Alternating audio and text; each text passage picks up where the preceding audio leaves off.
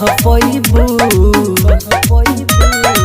ले आइब दोसर में हरारो तू घंटा बजावत रही जइबू।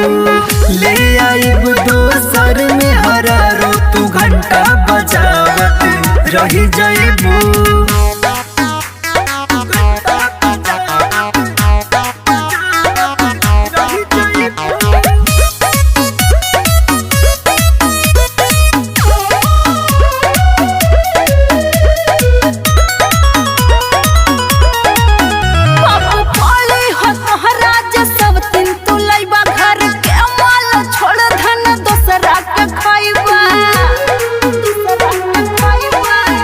जदी रहे के बा हमारा साथे ता सीखा सहूर हो।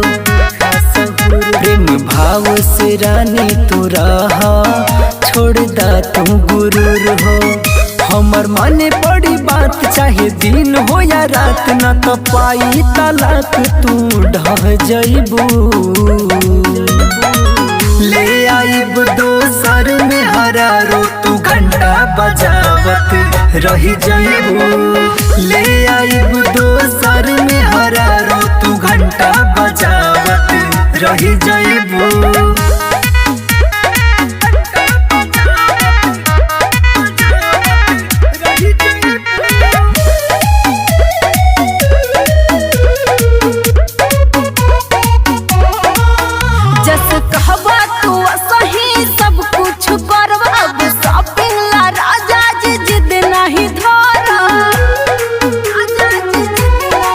अपना हाथे करबो हम रानी तोहर सोरहो सिंगार हो।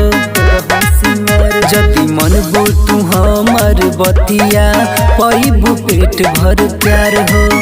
जदि करबू बात तोहर छोड़ दे हम हाथ बात दिलवा के केहू से न कह पैबू।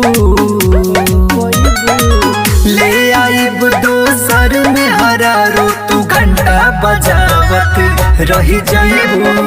ले आइब दोसर में हरारो तू घंटा बजावत रही जइबू।